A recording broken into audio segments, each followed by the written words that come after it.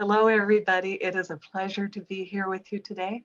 I would like you to join me in welcoming the chairman of the RTalk, Ray Paddock III, to this. And Ray is going to start this session by discussing the climate adaptation plan that Central Council of Tlingit and Haida put together. Please join me in welcoming Chairman Paddock. Thank you, Michelle. I'm grateful to be here. It's been a long week, a good week though. One filled with a lot of information, and I'm happy to be ending it out this day, sharing our climate change adaptation plan that the Central Council of Tlingit and Haida has created. So much of the work in Southeast Alaska, we've been trying to figure out what climate change looked like back from the 2000s and into the early 2010s. Several tribes at our conferences, our Southeast Environmental Conference that Tlingit and Haida hosts annually. We've been trying to figure out what climate change work looked like in Southeast Alaska. And I say that considering we don't have the permafrost melting, we don't have the communities being washed away, all that in your face climate change stuff that we see that has Alaska as ground zero for climate change. And it doesn't mean that climate change is not impacting our region. It very much is. We just didn't know what it looked like. And so we didn't know what kind of work needed to be done. Fortunately enough, though, there are several, great professionals throughout the state, throughout Region 10, that have been doing that stuff and were able to give us some guidance. And one of those guidances was to maybe start looking at creating an adaptation plan and figuring that out. The plan allows us to essentially take steps towards mitigation or addressing the concerns that we see as issues from climate change in our region. And so in 2015, we wrote a grant to the BIA in their tribal resilience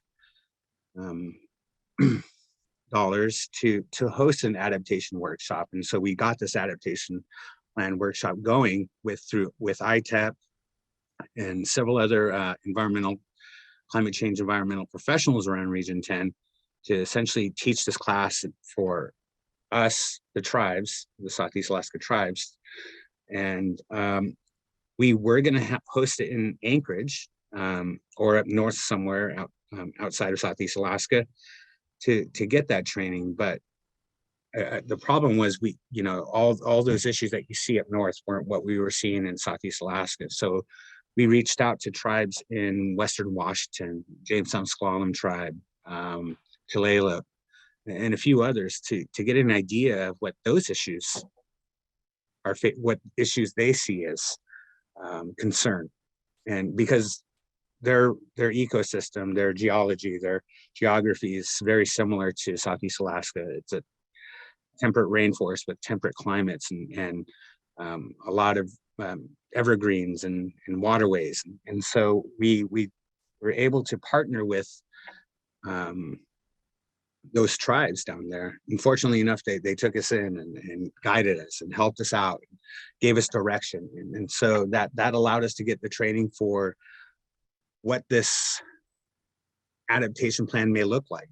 And so with that, after the training was done, with the input of most, if not all of the Southeast Alaska tribes, that would be about 19 or so, we were able to get support on a collaborative effort to get this done, this addressed. And so after the workshop, we applied for another grant, and that grant was to actually create the adaptation plan.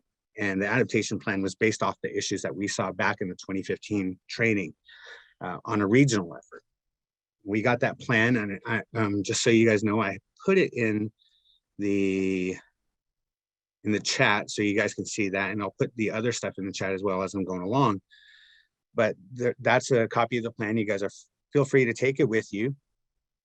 But we got that going, got the plan, the dollars to have the plan, and then we had to hire somebody. We didn't get anybody filled until 2017. And once we got that filled, our natural resource specialist, Kenneth Weitzel, had the daunting challenge of taking this on. And all I can say is that Kenneth did an amazing job. He did great work. He was able to collaborate with professionals all throughout Alaska, in Western Washington, and some in Oregon as well.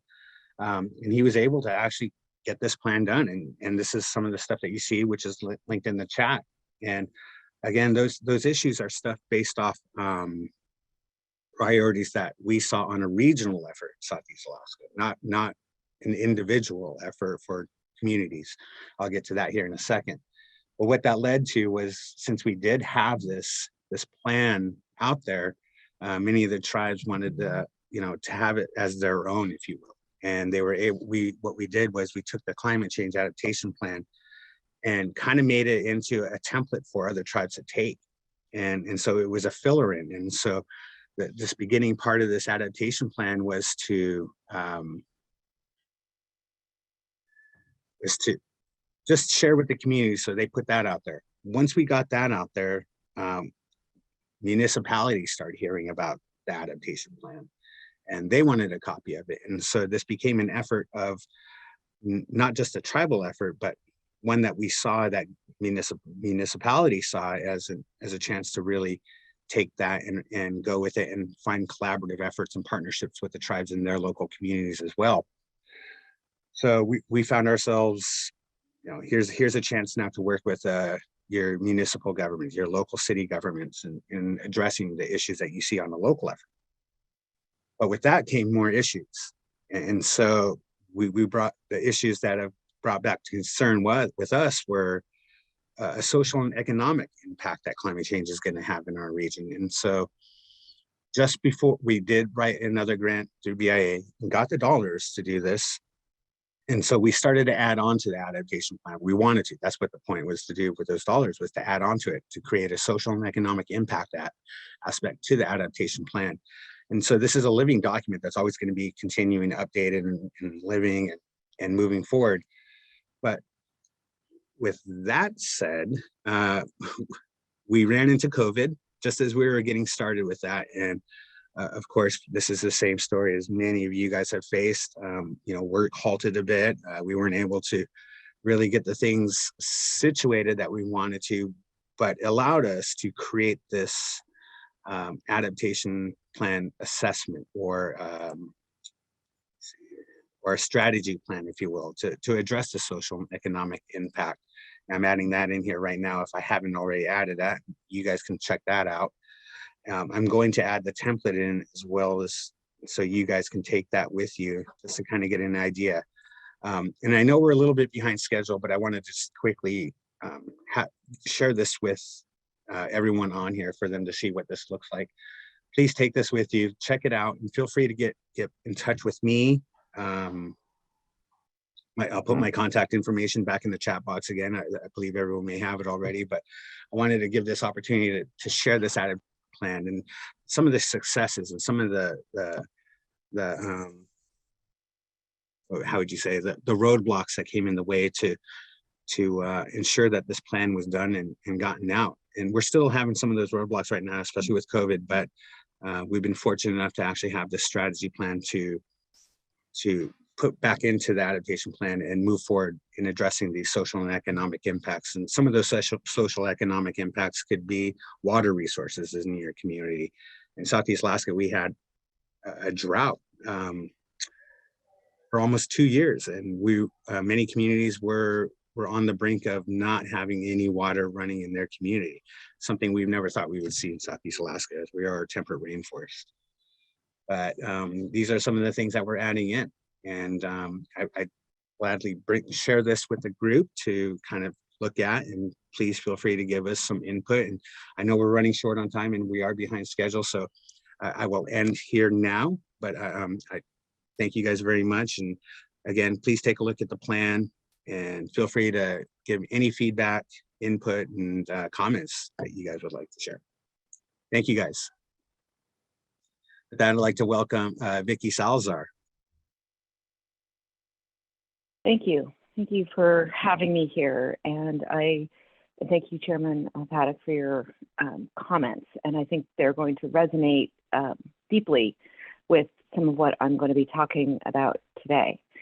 My name is Vikki Salazar, and I have been part of Region 10's community for many, many years, more than I generally like to admit to. But now I have moved and I'm working with the EPA National Program Office on climate adaptation. And so I'm going to be speaking today about what EPA is doing and how we are working to support tribes as they are facing, frankly, some of the devastating impacts of climate change. Next slide. EPA did release a climate adaptation action plan in October of 2021. And in that plan, we really identified, priorities that we need to be looking at, from looking at ourselves kind of internally to addressing, the needs of tribes and all 40,000 communities across the United States, to thinking about our own facilities and our own viability as an organization in the face of climate change, to thinking about what are those scientific needs that we have, so we have good information and accurate information to reflect what's coming down the pike and, frankly, what's already here. Next slide. Because as we know, climate change is putting achieving EPA's mission, but also many communities at risk. Climate change is not something that's happening to somebody else or will happen in the future. Those impacts are happening today. And some of those impacts that we see, and this is just a small sampling, and after, Chairman Paddock, after you spoke, I don't know that there's a lot to add here, but I'll just kind of echo what you're saying in terms of things like, rising sea levels and flooding and powerful storms, extreme temperatures and changes in precipitation and access to water and drought and wildfire. And these are things that we're having to face as we are trying to, protect our communities and address that whole suite of activities and actions that we need to have effective functioning communities. Next slide. The other thing that you spoke about, Chairman, is really the diverse effects of climate change, and that we're not feeling them the same way in every place in the United States. And here's just a sampling of that diversity, but within the state of Alaska in particular, we see kind of this whole country in one state. And we see drought, we see flooding, we see wildfire, we see changes in pests, we see new diseases. We see, shoreline erosion. We see, changes in what can be grown and how it can be grown, species migration. Changes in where and how we find traditional foods. And so, as we are trying to support kind of a transformational change in dealing with climate and climate adaptation, we also need to be thinking about what are those regional and diverse impacts that we're feeling, and how do we support that on the ground change? Next slide. So going into a little bit of detail on the climate adaptation action plan that I kind of alluded to earlier, EPA is looking at a whole suite and transformational set of actions. And these are available in that link that is on our website, or you can just Google and find it on our website. And within that, we're looking to integrate climate adaptation into EPA's programs, policies, rulemaking processes, and enforcement activities. And this is happening through a series of climate adaptation implementation plans. They're setting out an agenda for every single one of our programs and every single one of our regional offices as they are thinking about what is that kind of not only programmatic and media view of how do we need to adapt to climate change, but also that regional view and to get that, again, regional texture to that. Dino's coming behind me and he'll be talking about what we're doing in Region 10. We also have set forth a goal to consult and partner with states, tribes, territories, environmental justice organizations, community groups, businesses, and other federal agencies to strengthen the adaptive capacity. And this is where we're really focusing on that on-the-ground action. And I'll talk in just a second specifically to the tribal one. And then I've already kind of mentioned the other two. And the one I'll just highlight on this slide is really those identify and address those climate adaptation science needs. And in my work in Region 10 and working with tribes in Alaska and in Oregon, Washington, and Idaho, and across the lower 48 now, we really see that the science needs of tribes are really intense.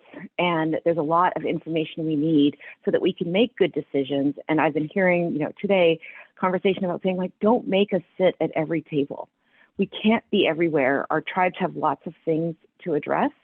And so, we hear that, and at the same time, we want to hear your voice. So we're addressing needs that you want addressed, and that we're not doing that kind of independent of your input. Next slide. So the guidance for doing this is coming straight from the top, not just the agency, but down from President Biden. And President Biden, I'm not going to go into a lot of detail with it here, but he set forth an Executive 14008 guidance to really focus in on climate adaptation. Back in 2021, Administrator Regan kind of re-emphasized that guidance, and he has asked us to kind of develop these implementation plans that I mentioned. Final plans are going to be due summer 2022. And we just have received kind of the first draft of plans from our regional and program offices. And we have some time set aside, and I want to say that these really are draft plans. There was a question earlier, like, well, how much can things change based on the input? A lot is the answer. And so starting in April, through April and May, we're going to be reaching out to tribes and many other stakeholders, tribes and the government to government really as kind of our partners, and on that government to government kind of perspective, to talk with you about, are we hitting the mark with the actions that have been laid out? And we really hope to hear your input through that process. Next slide. So EPA has kind of placed this commitment in our strategic plan. And our strategic plan is kind of available for public comment. We heard many, many comments from tribes through the strategic planning process.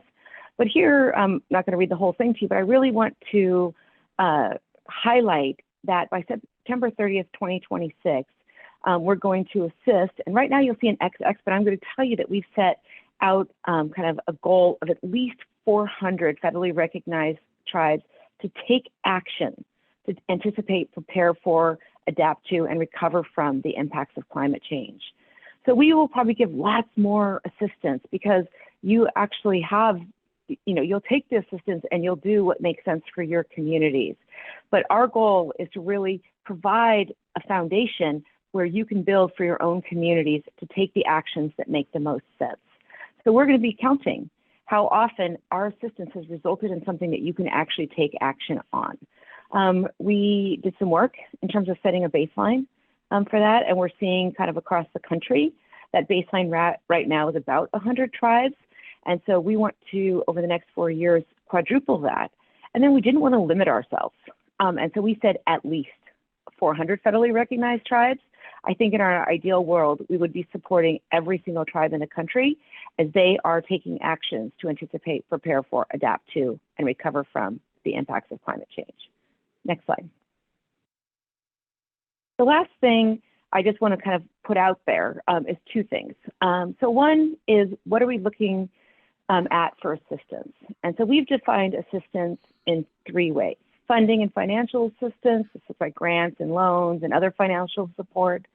The second one is technical assistance, and this is where we're either EPA or one of our representatives is providing information or materials to a particular tribe.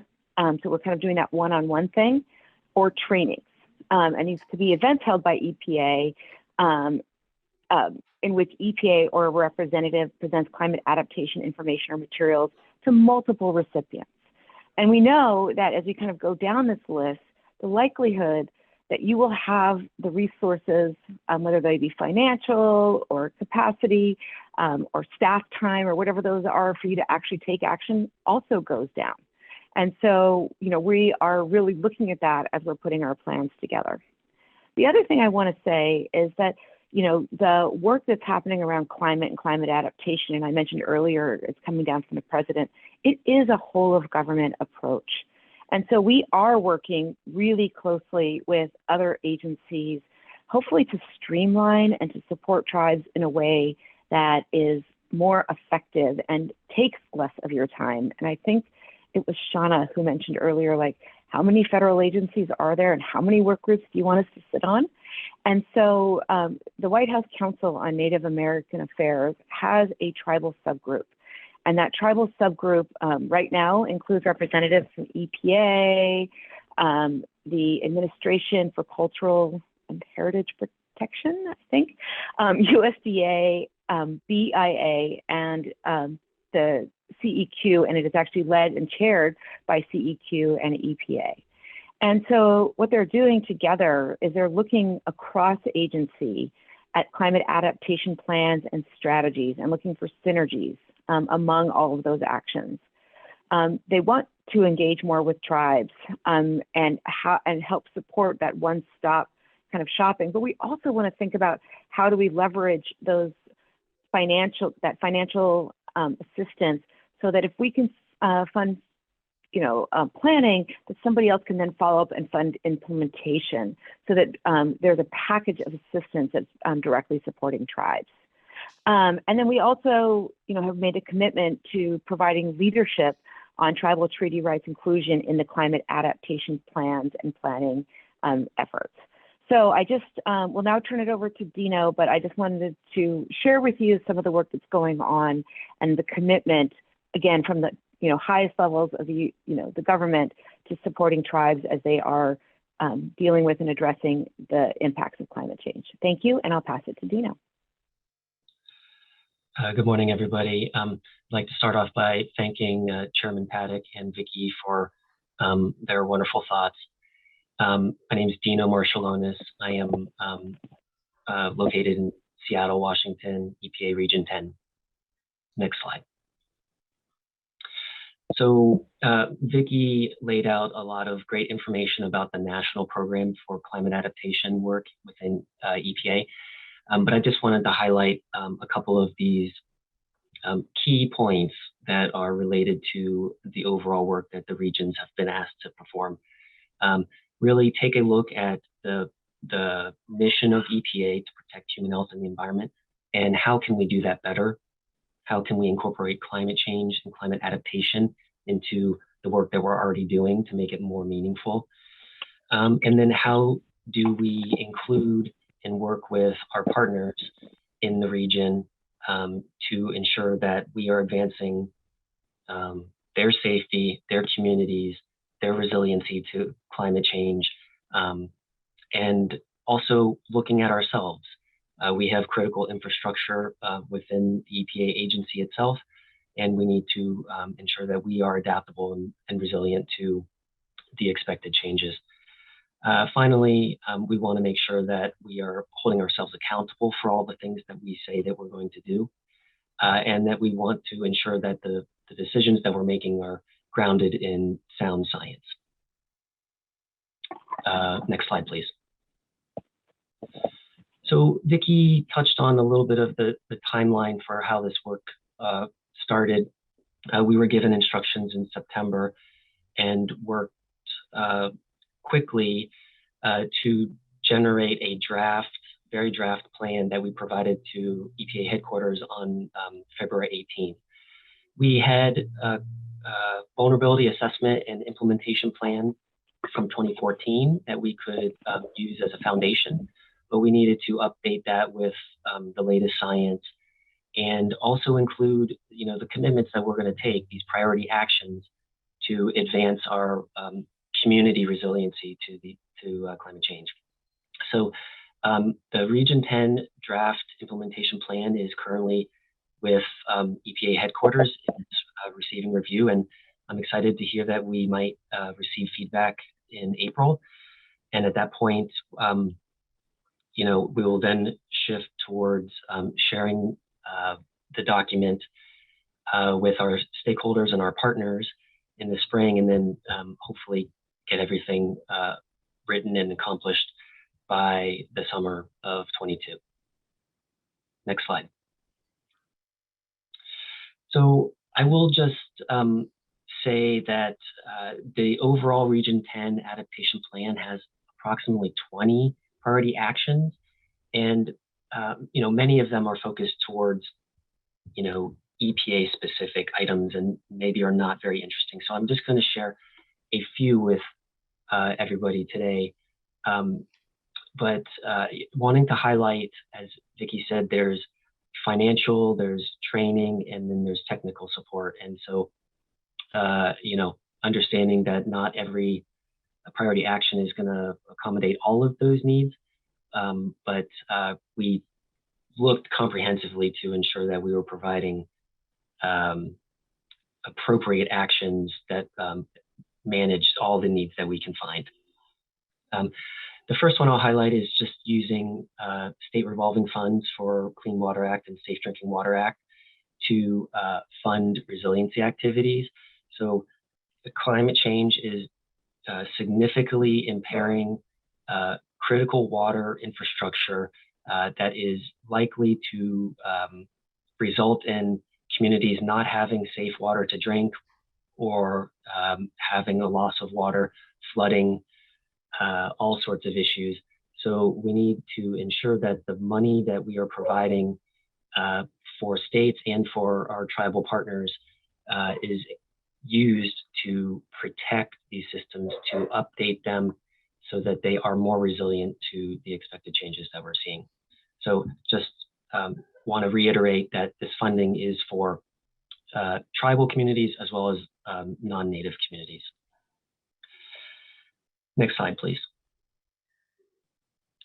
So here is a priority action that we've developed that we would be utilizing the expertise of ITEP, the Institute for Tribal Environmental Professionals. And I believe they heavily use this cohort model training and find it very effective. And so we would like to partner with them to set up a cohort model specifically for developing adaptation plans for participants. And so tailoring assessments that would be responsive to the specific threats that those communities are dealing with. And I will just stop and say that all of the actions that we have proposed in our plan are scalable.